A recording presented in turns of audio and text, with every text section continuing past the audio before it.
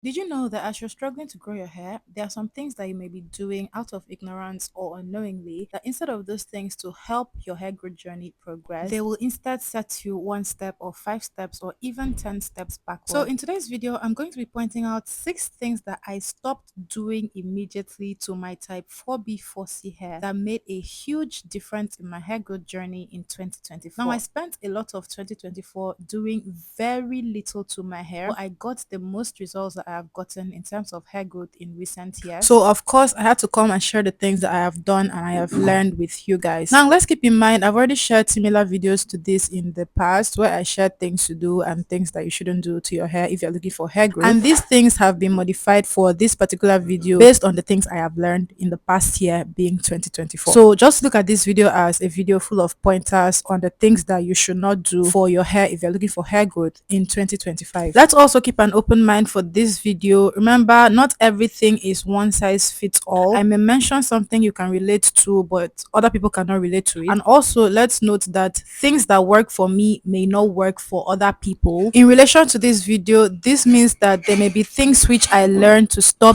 doing, which other people are doing, and it works just fine for them. So please, this video is not one size fits all. Let's just listen to the video, take notes, and if you have anything to add, just write them in the comment section. Number one, moisturizing and styling dripping wet hair. This is something I used to do all the time. In fact, that used to be the only way I used to moisturize my hair. As soon as I'm done washing, deep conditioning, rinsing out the products from my hair on wash day, I will come straight out of the shower. I will not towel my hair dry. I will not use a t-shirt to remove excess water from my hair. I'll just come out like that and start applying my moisturizing and styling products to my hair. Now, over the past year, I learned that that kind of negates the effects that you're trying to achieve when you use these products on your hair. So when I apply the products to my hair, the excess water from the dripping wet hair, when it mixes with the product, will dilute the product, and instead of getting hair growth, if I was looking for hair growth, I may be getting something else. By the way, I've not explained what I'm doing in the video. In the video, I'm about to do a protective style. So I'm just going to loosen these chunky cornrows that I have on, and I'm going to braid my hair into a style, very simple style you guys are going to see.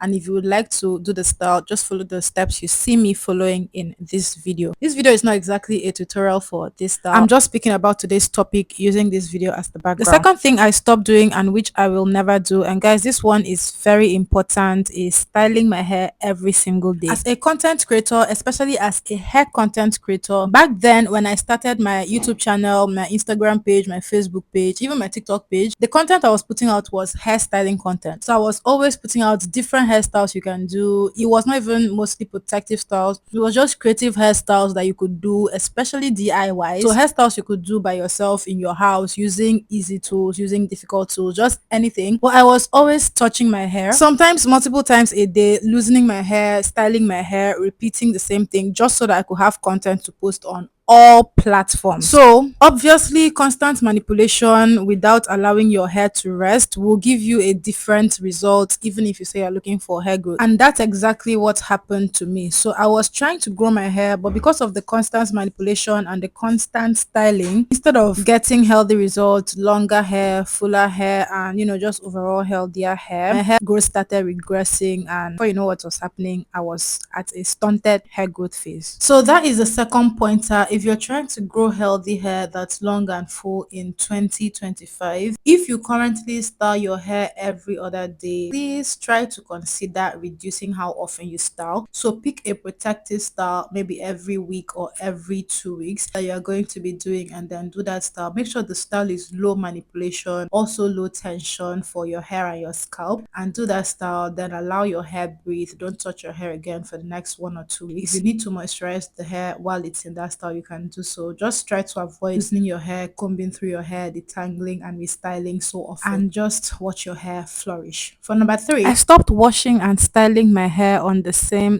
day, meaning I stopped doing my wash day and my protective styles on the same day, especially if the protective styles were styles that were going to need me to part my hair into very small sections, or just a more intricate style that would take a very long time. And this is one of the best things that I have ever ever done when it comes to my hair journey. Before I'll wash my hair, like for example, if I was going to be doing an intense deep conditioning on my hair, I would wash my hair, shampoo it, condition it, do the deep conditioner, and then rinse my hair out, apply moisturizing products like leave-in oils, etc. to my hair and scalp, and then wait for my hair to dry before I start doing my protective style. At the end of the day, I discovered that I will spend the whole day, so I'll have to just plan for one entire day that I will spend doing my hair. So I'll start doing my hair in the morning and I'll finish at night or the next day. I stopped doing that and I instead started to part my sessions into two. So one day I would wash my hair and apply the moisturizers, then allow my hair to dry a little, and then on the second day I would do my protective style, especially if it was going to take a long time. That way I realized that I would spend less time washing my hair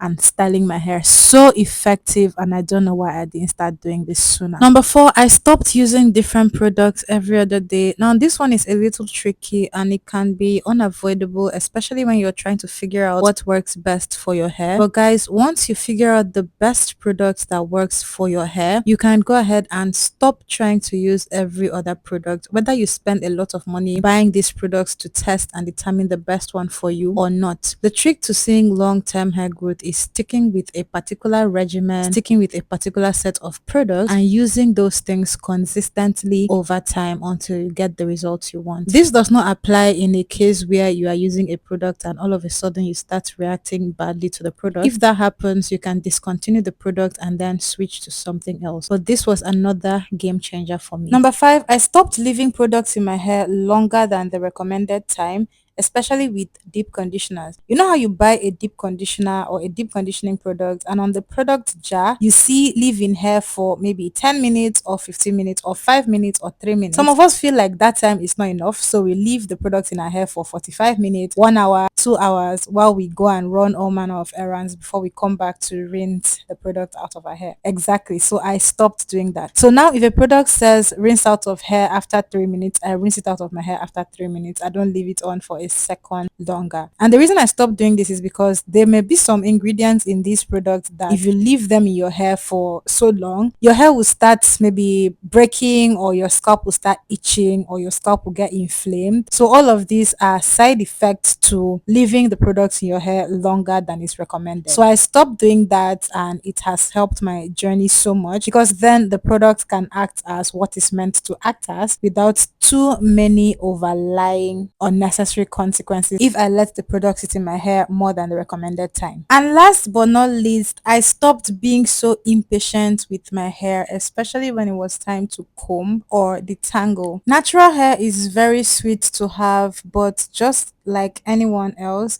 I also have my moments of impatience where I cannot just wait to get my hair done and get it out of the way. And because of this, sometimes when it comes to combing and detangling my hair, when I part into sections, I may not take my time, I may not be patient with the comb or the brush or whatever I'm using. I'll just comb through so that I can finish as fast as possible. And it does not help when I also try to comb my hair when I'm tired, because then it's just worse. And I just have my hair breaking and cutting all over the place, and I honestly don't care. So I stopped being impatient when it came to my combing and detangling, and I started picking times when I'm not so tired to comb my hair or detangle my hair outside of wash day, if I was going to be doing it outside of wash day. So that helped, because then I'll be more relaxed, and when I part my hair into sections, I will take a little more time to comb through, carefully working my way from my ends all the way to my roots before putting that section into twist or braids or whatever I choose. And that is it for all the things that I learned to stop doing in order to get my hair to a more healthy state. Trust me guys, there are more, and I'm sure other people have different other experiences that worked for their own hair based on the things that they learned about their hair type, their hair texture, etc. So please, if you have any other thing to add, don't hesitate to leave it in the comment section. Thank you so much for watching. Everybody, give this video a thumbs up to help with engagement, to help the video get to the desired audience on YouTube.